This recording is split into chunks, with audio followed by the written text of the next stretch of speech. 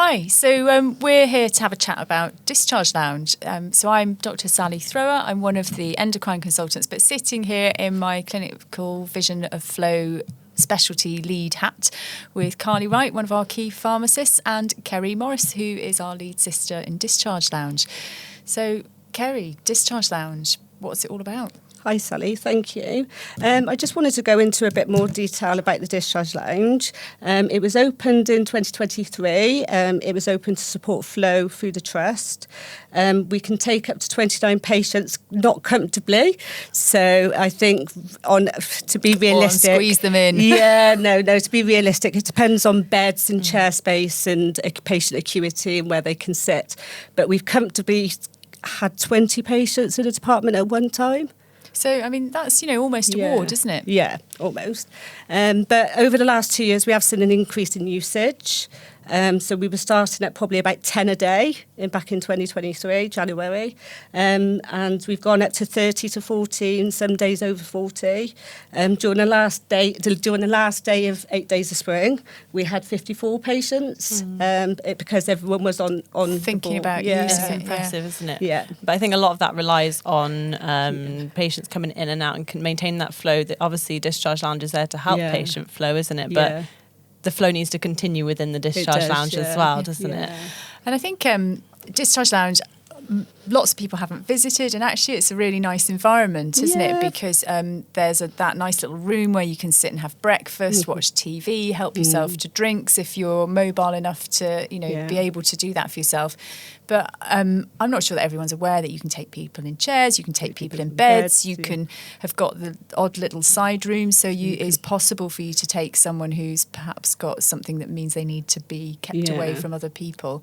And I didn't really realise that it's so well staffed by fully qualified nurses who can do all of those last doses of intravenous medications and all of those things that people are staying on the ward till 4 o'clock because they need their last dose of this before they go. And actually that could be done in Discharge Lounge if they've got a TTO. We do IV antibiotics, we do infusions, iron infusions, and we've even had patients that have been TWOC'd, that we do monitor them, and then if they don't pass urine and things like that, we will put a catheter in and contact the district nurses and arrange a community TWOC.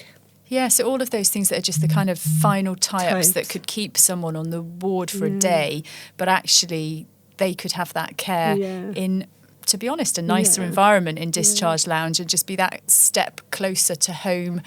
And then that means that we can get somebody else into their bed where they have acute needs that they would benefit from being with a medical team. So are there any patients, Kerry, that you can't accept in Discharge Lounge? No, not really. I think previously when we first opened there was a criteria, and it was quite a long criteria, but we've re-looked at that in the last year, and actually I think it's more we can take everyone and we make the assessment on individual patients as we get handover, whether they're suitable. I think that's important for the wards to know that. That there's no sort of... And at times, there are times when we've been asked to go up to the wards and assess people's unsuitability, and that's not to question the nurse that's making that decision. That is just to see whether is it a patient that we can manage. So, and I don't think we really turn a lot of patients away. I guess maybe there'd be the occasional person who's confused and it wouldn't be helpful. And it's more their suitability, and you totally understand dementia and things like that, but actually it's the delirium on top of the dementia, and that might make them more increased in confusions. But we do assess it, and we do really look at patient safety as a result. And when people come down to you, what is it that you really need? So ideally, a TTO and discharge summary, and like I previously said, there are times when we're in OPAL framework 3, 4, that we do have to take patients without discharge summaries, and then we are able to screen the meds and send them to pharmacy.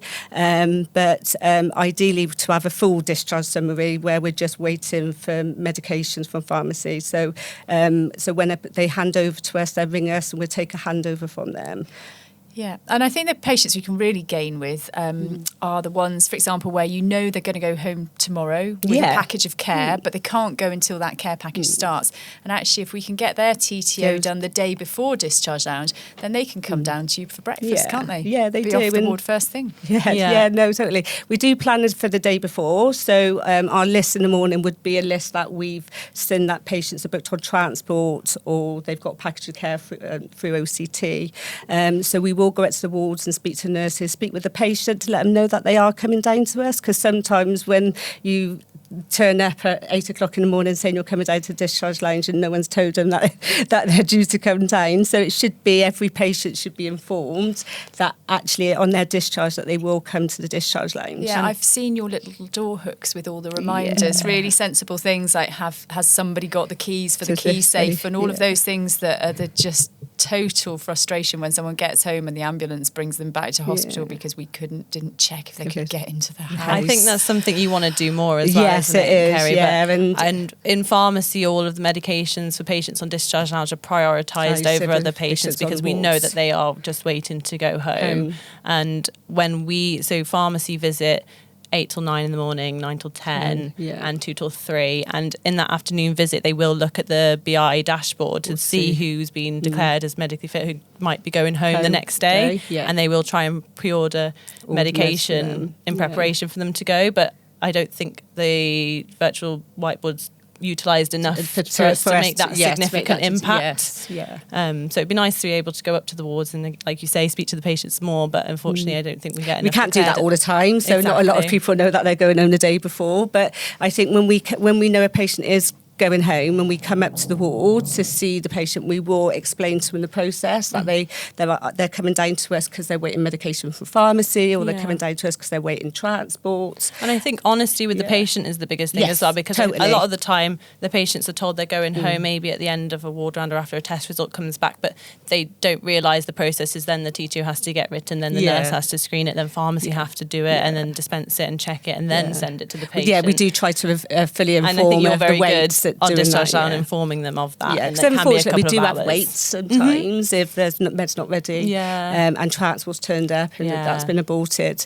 But we try to be fully honest with the patient as to what they're waiting for and roughly how long. Sometimes we will work with them if they want to go home and come back from meds, but we will still do all the background work to do that. Yeah, and I think your nurses are all very vigilant at assessing the patient and seeing if they're sensible to do that. And trying to organise like a backup plan if the patient is going to go, avoiding a self-discharge but allowing them to go in a sensible manner where they can come back. But obviously the idea would be to get their medication. No, ideally everyone would come down with discharge summary, have their medications, go home, but unfortunately. And ideally we'd see, 70% of discharges that we want to go through Discharge Lounge ideally. Yeah, that's what the plan, they say, about 70 to 80%. And how much do we get at the moment, do you know? Probably 50%. There's some days we may just go over the 50%, but on a good day it could be 50, 60%. On a bad day it could be 30%. Yes, unless you're just ready to walk out and leave, then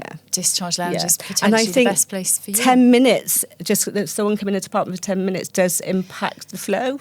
I think every hour that we save, if we do that, an hour off everybody's time spent in hospital is 20 bed days in a day, isn't it? So, and we do have conversations with wards to say, they're independent mobile self-care and someone's collecting them in half an hour, but we will try and get those patients because half an hour for every patient. Yeah, and I think there's a bit of a myth out in the medical world that, what difference does it make whether it's an hour sooner? But it makes a big difference when you add it up across everybody.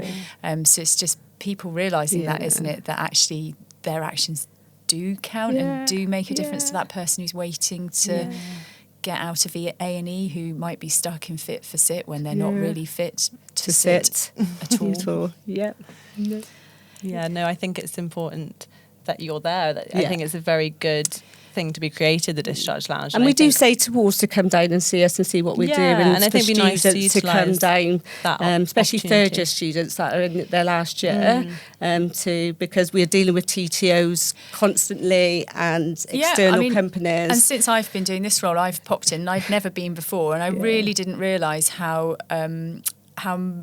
good the facility Exact- was. yeah. And so I'd encourage everybody just to pop their head in the door and have a look, because I think that will mean that you're more likely to send your patients there, and they're more likely to have a nice remaining few hours in hospital. Yeah.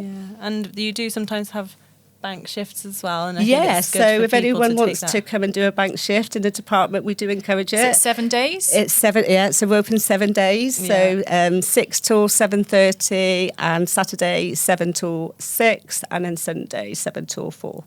Yeah, I think We it's a do great place open to long. work. We do open longer. Like after the Easter holidays, we're going to be opening an extra hour in the evening just to help support flow, because we know we don't get as big discharges over the Easter period. Yeah, no, it's a great facility. It is Use a good it. facility. Yes, please.